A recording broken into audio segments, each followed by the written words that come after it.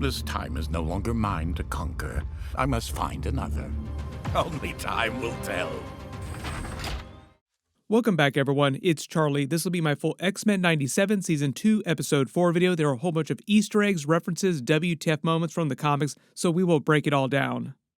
Get in, everybody. We're messing even more with the timeline. Don't worry, this is not going to cause any lasting problems over the rest of the season. Everything will be totally fine.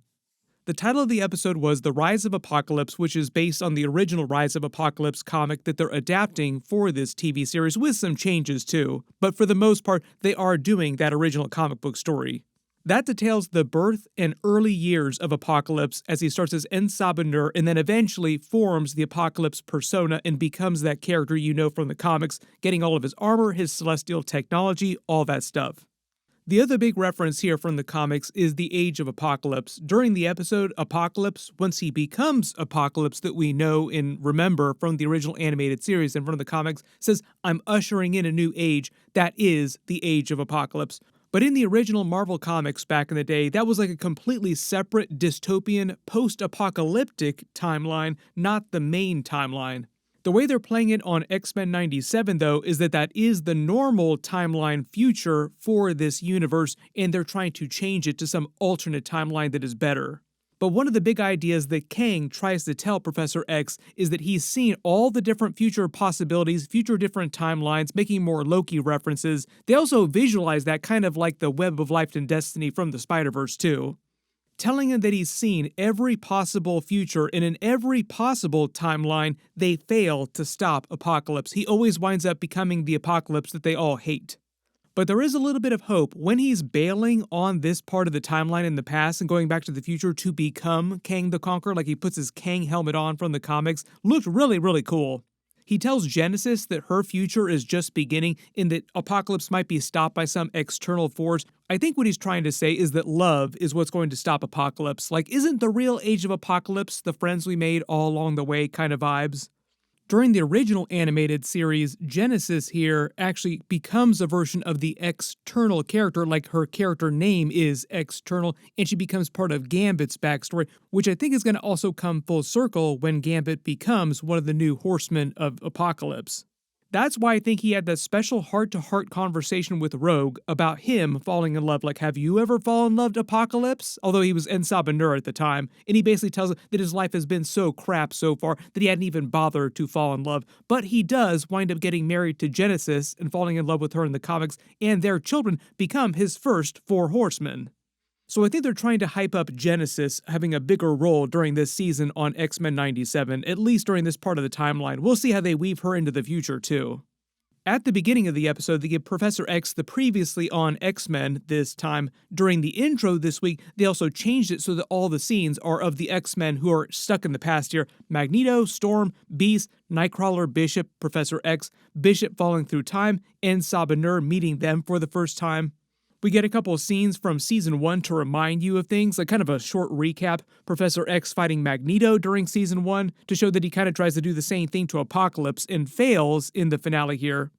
Gambit's death from Season 1, I think to foreshadow him becoming one of Apocalypse's new horsemen in the present day of the 90s, because he tells Professor X at the end of the episode that your X-Men, your friends, will be your future undoing. I think he's just hyping up that he's going to turn some of the X-Men in present day into his 4 horsemen. We get a scene of Apocalypse's celestial ship crashing into the ocean from the original animated series episode when the X-Men found it, and Beast crying over it as it tries to stop Apocalypse, sacrificing itself. It is the same ship that they find in ancient Egypt, and we saw inside in the distant future. It's the sentience that becomes Cable's Cortana eventually. He winds up interfacing with it the same way that Apocalypse does in the past. But all creation must crash against the eternal shore in order to thrive and grow. I know there are going to be a ton of questions about all of his scenes with Eson the Searcher. That's the Celestial who talks to him about his destiny being the end of the world and the beginning of a new world. This is a combination of his comic book backstory. He did make a bargain with the Celestials to get all of his technology, but they're also weaving in some MCU, Eternals, and Celestials stuff. So if you wanted them to do more Eternal stuff in the MCU, they're kind of doing a little bit of that during X-Men 97, but it's mostly drawing from the original comics. During the opening scene, they start in the moments immediately after Rama Kang fired his celestial weapon on Apocalypse, trying and failing to kill him, only getting Ball and all the rest of his crew, making him even madder than he was before, bringing about the outcome that they were trying to avoid, and Sabbah turning into Stabby Apocalypse, which is according to Kang's prophecy. I've seen all the timelines, no matter what you do, nothing changes, he always winds up becoming Apocalypse.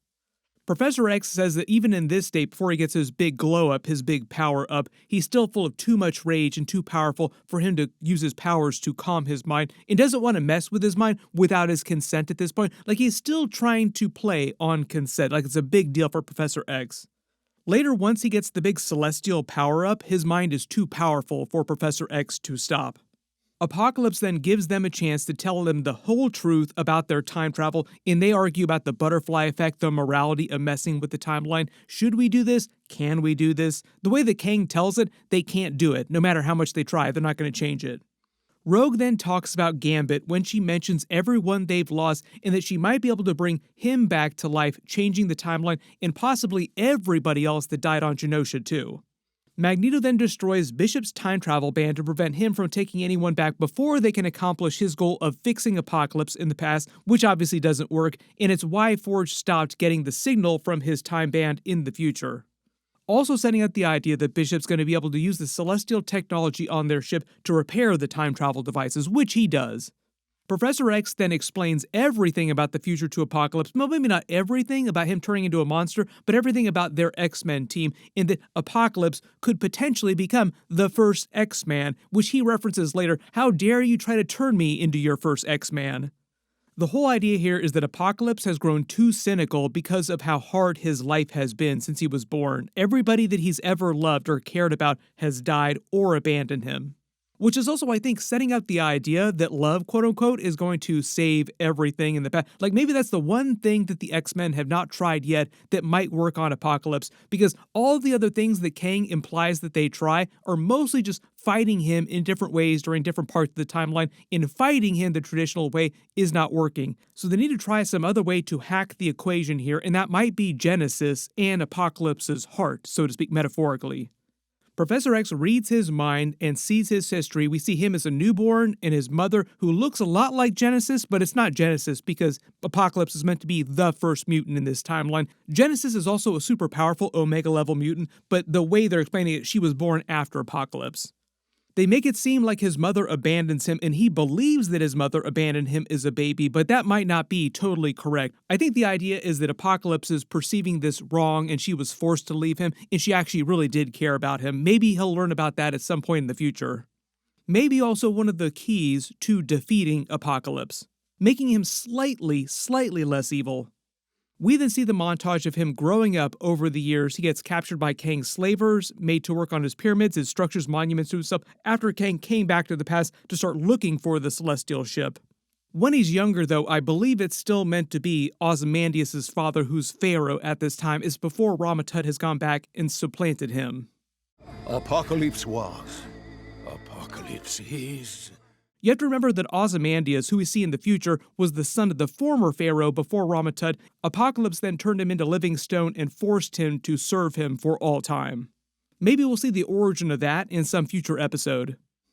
As he gets older, the other slaves also start shunning him because he's a mutant, he's different, his powers start manifesting, he's super strong as he gets older. Then contacted by the Celestials, who we find out is Eson the Searcher speaking to him because the Celestials want to set him up to take over the planet and basically wipe it, setting up this new era for the Celestials to garden the planet with, basically wanting Apocalypse to be kind of like their early gardener here.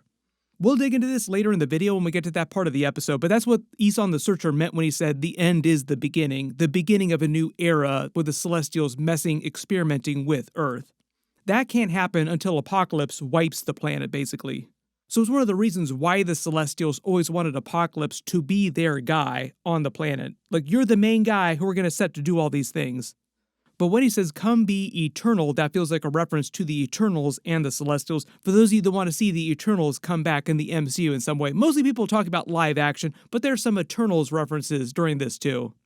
I also think one of the Celestials' long-term goals, talking about millions of years, like tens and hundreds of thousands of years, is to farm another Celestial on planet Earth the way they did in the live-action MCU Eternals movie. Like, it's just a glorified farm world for more Celestials.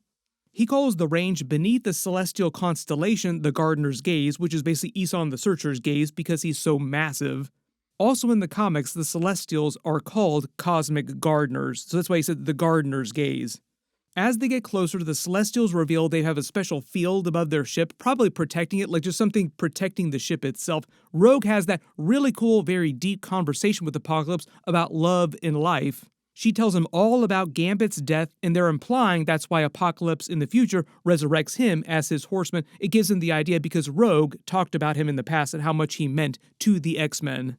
So this is what Apocalypse is referencing when he's talking to Professor X about how the X-Men will be his undoing in the distant future, because eventually he's going to use this idea that he got from Rogue to resurrect Gambit as his horseman of the Apocalypse.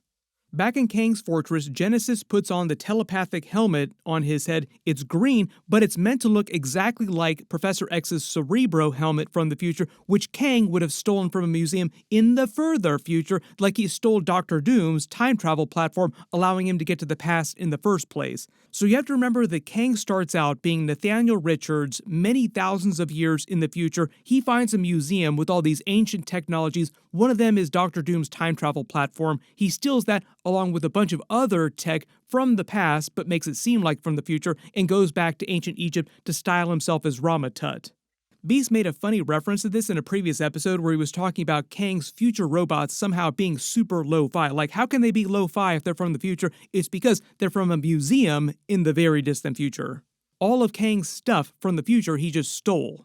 So the idea is that he just repainted Professor X's Cerebro helmet from the future green so that it looks like it comes from him, but it's really just the original Cerebro helmet, and uses that to telepathically mess with Professor X and have their little conversation in his mind space.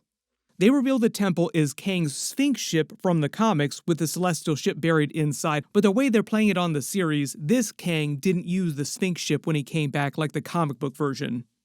I have so many names. Nathaniel, Victor, Kang. He starts slowly revealing who he really is. He's from the distant future as Professor X starts to figure things out too. Like, wait a minute, you're a time traveler. You also notice behind him on the floor there are a bunch of celestial symbols. When he says he has many names, that's a reference to all of Kang's different personas from the comics: Rama, Scarlet Centurion, Nathaniel Richards. When he says Victor, that's because there's a Victor Von Doom, Dr. Doom version of Kang.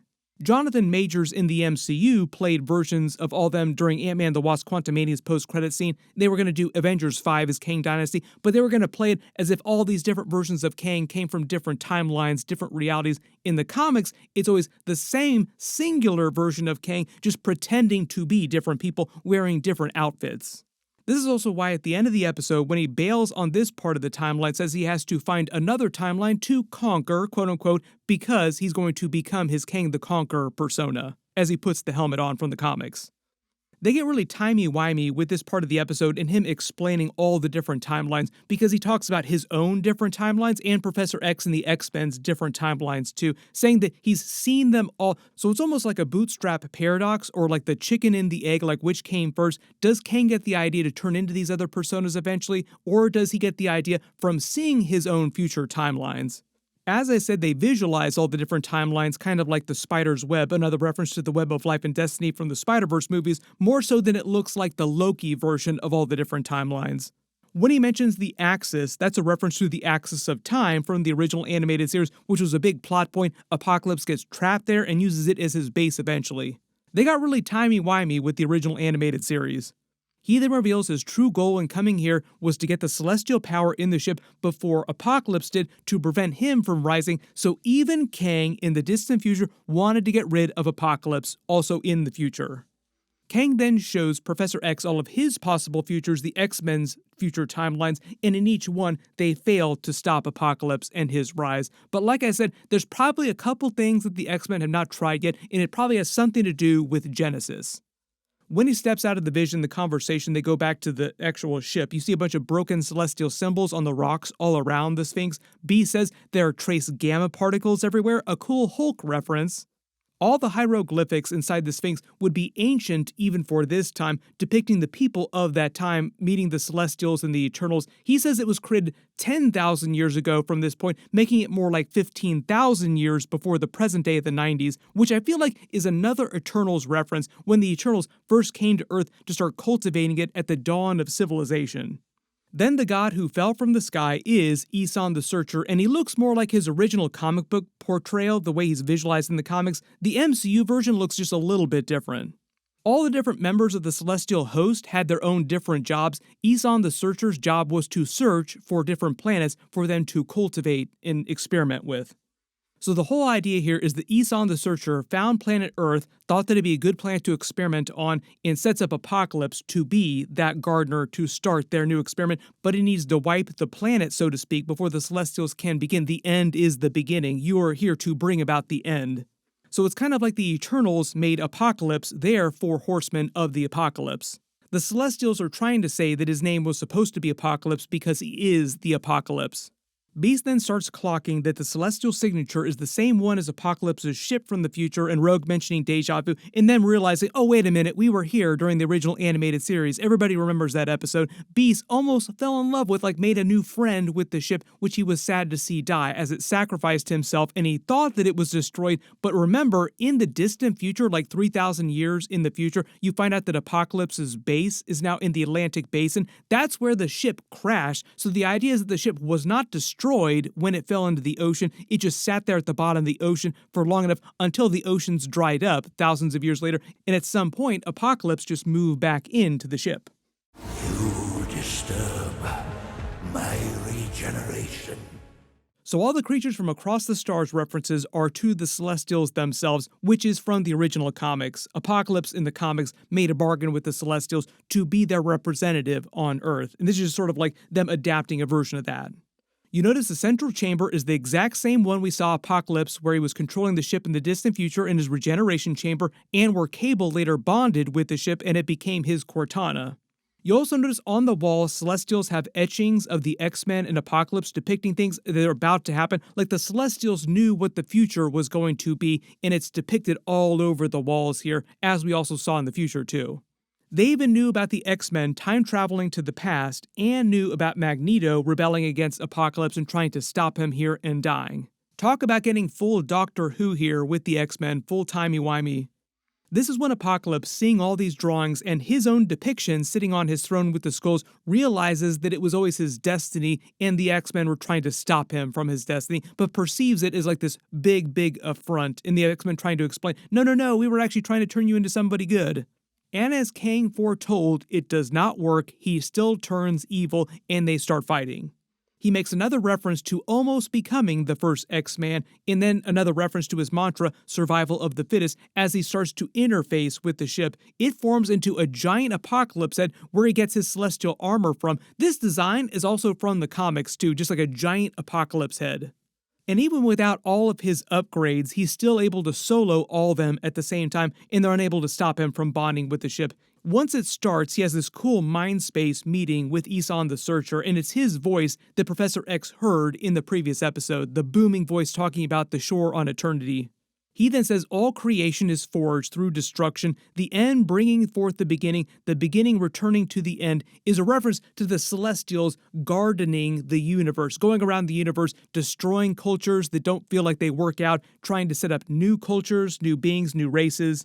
Part of the idea is that the Celestials have no problem wiping an entire planet if they feel like it's not working out the way they want it to. Their experiment isn't working out. So Earth just happens to be one of those experiments, and they feel like things aren't working out, so they're setting up Apocalypse to wipe the planet for them. They want to start over with a new experiment, basically. It's just going to take Apocalypse many tens of thousands of years to do this, but that's a drop in the bucket for the Celestials, who themselves are eternal. They live almost forever.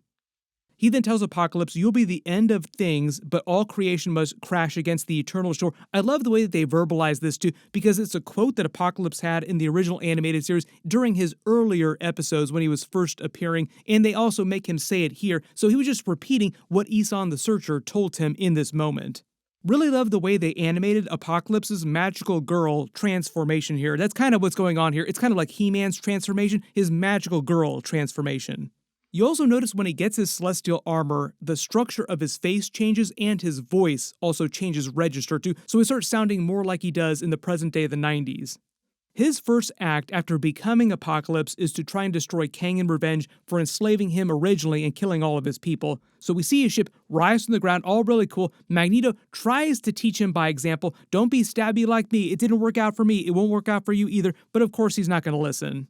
Apocalypse references his new age, which is another Age of Apocalypse reference from the comics. They did do a version of Age of Apocalypse in the original animated series. In the timeline that you see in the thousands of years forward with Nathan, those characters in the previous episode, that's meant to be Age of Apocalypse from the comics. Magneto then puts the time bands on everyone and tries to make them go back to the present, but Professor X stays in the past to try and help him so they can have those really cool moments of Magneto dying and then both apologizing to each other, like this final moment with the two of them realizing how they've failed. I'm sorry. While this is all happening, they have a knockdown, drag-out fight with Apocalypse using his new powers, which are much like the ones we saw during the original animated series and the comics. They also remind you that the ship is only going to obey Apocalypse's commands until the future when Nathan interfaces with it becoming capable, and now it'll only obey his commands. Kang then bails on the past and sort of sets up the idea that Genesis's future is just beginning now because she's about to meet Apocalypse and she will become his wife eventually. Their children will become his first 4 horsemen. Hopefully we'll see more episodes of that in the future, like she'll just be a big part of the series going forward the rest of this season. I already talked about all the Kang the Conqueror Easter eggs when he's leaving here and he puts on the helmet, goes back to the future. The whole idea is that they're trying to imply that they're doing the comic book progression where first he was Rama, then he escaped to the future, restyled himself as Kang the Conqueror, then came back to the 1960s and just started fighting the Avengers over and over again. So when Kang says he needs to find a new time to try and conquer, that's what he's talking about. He's going to go back to the future, then go back to the past again, but fight the Avengers over and over. Apocalypse then shows in his new form his mind is too powerful for Professor X to try and control even though he's an Omega-level telepath. That's how powerful Apocalypse is meant to be with the celestial technology. Also really love the mention when he says that he turned Professor X into one of his 4 horsemen but for his broken spine. This is to foreshadow his first 4 horsemen coming from Genesis and eventually him turning some of the X-Men into his 4 horsemen in the future. Like maybe not you, but some of the other X-Men eventually ... Just wait for it. Magneto then punts him across the desert, so at some point Apocalypse will just walk his way back and meet Genesis. And their only solution to stop the ship from killing everybody in the city is for Magneto to contain the blast and sacrifice himself, thinking that he's going to die in the attempt. But this isn't exactly the way it goes down, like he's just hurt very badly. It's Apocalypse that winds up finishing the job later. But you can kind of see how they're trying to mirror his sacrifice with Gambit's sacrifice stopping the Sentinels during Genosha in Season 1. Really love the way they animated this scene too. Notice the impact frames when the blast goes off. You can let me know whose death you think was the most epic. Personally, I think that Gambit had a little bit more sauce, but I really love this whole Magneto death scene and the way it all goes down between him, Professor X, and Apocalypse, with the 3 of them kind of facing off. I already talked about the meaning of Apocalypse's final taunts to Professor X, saying that the X-Men would be his undoing. That's all Gambit 4 Horsemen stuff from the future. He then kills Magneto, so R.I.P., tossing his helmet down to Professor X, who finally breaks and calls Apocalypse out, cursing his name too. A rare moment of Professor X losing it on somebody. When he mentions stepping on ants and then steps over Professor X, that also feels like an MCU Avengers Nick Fury Loki reference, the ant in the boot. Bishop then returns to the past again to pick him up and take him back to the present with another time band, so they just apparently leave Magneto's body in the past. Maybe Bishop came back right after this and got Magneto's body too. It felt weird that they wouldn't take his body and his helmet back with them. Over the credits here, over this outro, they do the slowed down rendition of the X-Men theme song. They did the same thing after Gambit sacrificed his life too, like very, very sad sounding version of the X-Men theme. During the post-credit scene, though, it's a little bit more hopeful, a little bit more fun. This time they show Wolverine with Captain America and Black Widow in Paris in present day, if that wasn't clear, but Wolverine is wearing the same black outfit that he wore in the crossover episode from the original animated series where they teamed up during World War II, and they also reminded, because they say it's been about 50 years since we've done this before, because they teamed up to fight the Red Skull in that past episode. What are you two so happy about? There were a couple cameo scenes. You probably detected Josh Keaton is voicing Captain America. He also played Spectacular Spider-Man. Most people know him as that, but he gives him his own file the government had on the Weapon X program. Black Widow is voiced by Stephanie Beatrice from Brooklyn Nine-Nine. And this, I think, is a setup Wolverine getting his adamantium back because Weapon X was how he got his adamantium in the first place. So they're going to go looking for the Weapon X facility to get more adamantium in his body. When he says he's getting the old band back together, that also feels like a reference to the X-Men getting back together now that everybody's slowly coming back to present day. The future group and the past group are now back in present day. Everybody post all your reactions in the comments below and let me know if you spotted any Easter eggs or references in the episode that I didn't talk about in the video.